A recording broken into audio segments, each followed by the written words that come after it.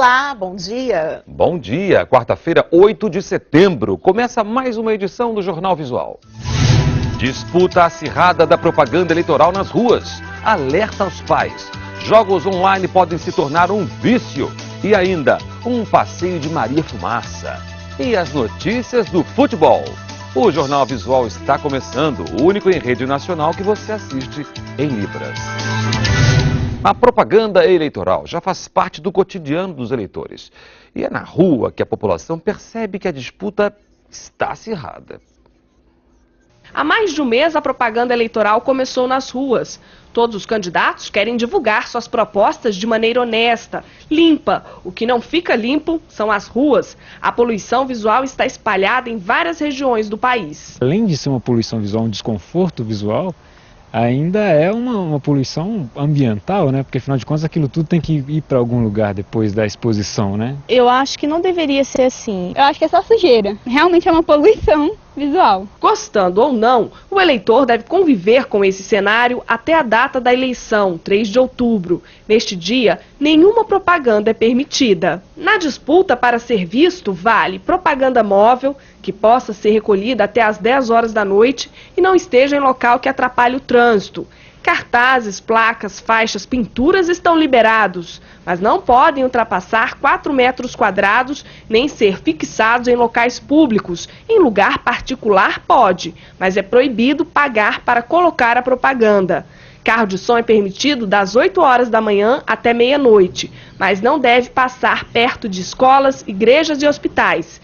De acordo com o TRE, é a propaganda que dá mais trabalho para fiscalizar. É uma das mais difíceis a serem feitas pela comissão, por dois motivos.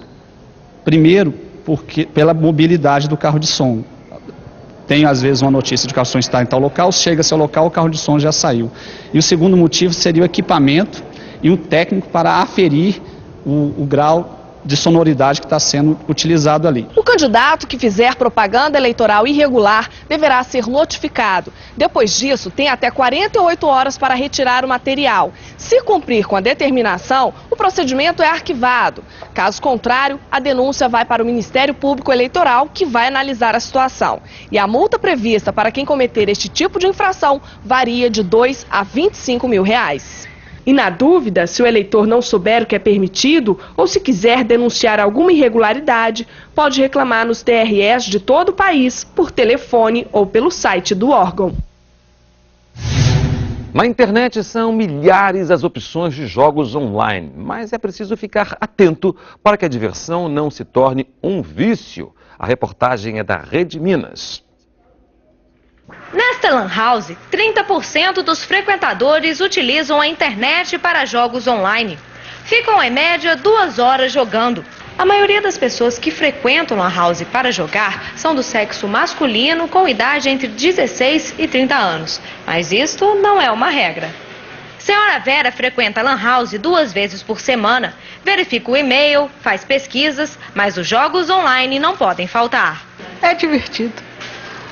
E aí, passa umas horas distraído. O problema é quando os jogos online tornam-se um vício.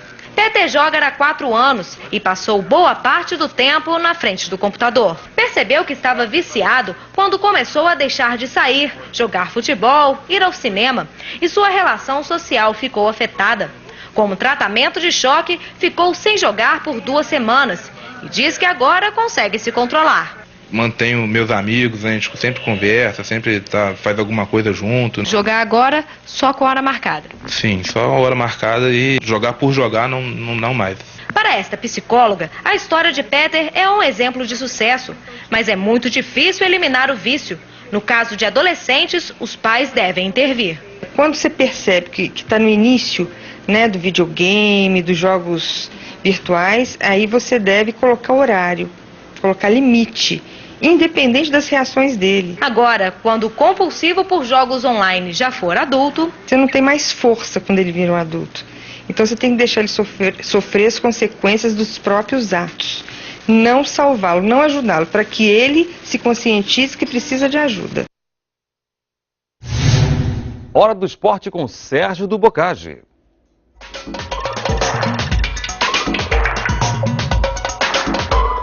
Enquanto a FIFA, na semana passada, visitou Portugal, que pleiteia, junto com a Espanha, a organização da Copa de 2018 ou 2022 e até já definiu que estádios podem ser utilizados, aqui no Brasil ainda não sabemos onde será a abertura da Copa de 2014.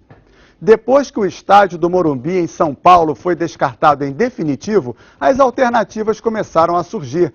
Belo Horizonte, Salvador e Manaus são cidades candidatas. Agora o Corinthians, de São Paulo, anuncia a construção de um estádio, mas com capacidade para pouco mais de 40 mil torcedores, bem menos do que os 65 mil lugares que a FIFA exige para uma arena que deseje sediar a abertura da Copa. E por conta disso, a discussão continua. Se é que existe algo definido para a Copa no Brasil, é o local do jogo decisivo, que deve acontecer no Maracanã, no Rio de Janeiro, mas até para fechar o estádio e dar início às obras, não faltou discussão. Tomara que a gente chegue logo a um consenso. Os portugueses estão muito adiantados. Para nós, falta menos de 4 anos. Será que vamos virar motivo de piada?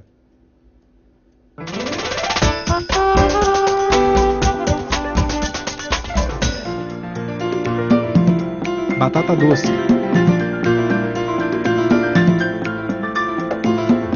Berinjela. Pepino. Repolho.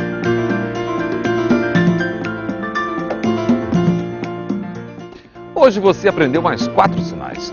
Vamos revisar. Batata doce, berinjela, pepino e repolho. Viagens de trens de passageiros, que no passado eram comuns em Santa Catarina, hoje são raras.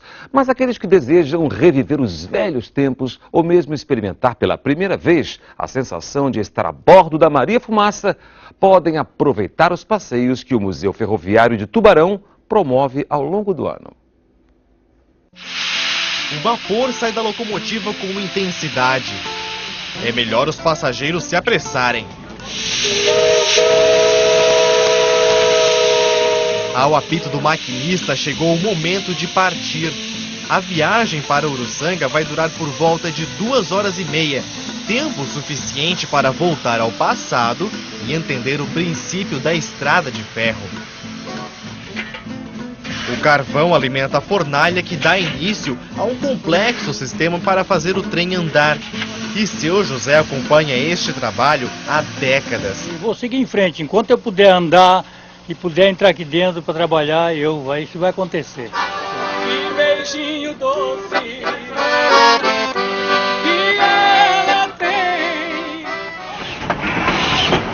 Criada para transportar o carvão da região para os portos de Laguna e Imbituba, a ferrovia acabou tendo um papel ainda mais importante: o transporte de passageiros. Ela surgiu antes mesmo que as rodovias fossem abertas e era o principal elo comercial entre as cidades por onde passava. Mas hoje são poucas as locomotivas a vapor no Brasil que funcionam e fazem este tipo de serviço. Elas apenas são usadas para o turismo. As características desta Maria Fumaça ainda são preservadas originalmente e são mantidas por ex-funcionários da Ferrovia Tereza Cristina. A diversidade da natureza e os animais em meio ao trajeto impressionam. Os turistas presenteiam as crianças que vivem perto da estrada de ferro com doces, uma tradição. É a primeira vez que estes meninos andam em um trem, uma experiência mais do que inesquecível. A magia de andar pelos trilhos traz a sensação de que este meio de transporte, que já esteve no auge, poderia retornar. Hoje é só parte da lembrança da nossa história. O Jornal Visual fica por aqui. Obrigada pela companhia. Fique agora com o Repórter Brasil. Bom dia.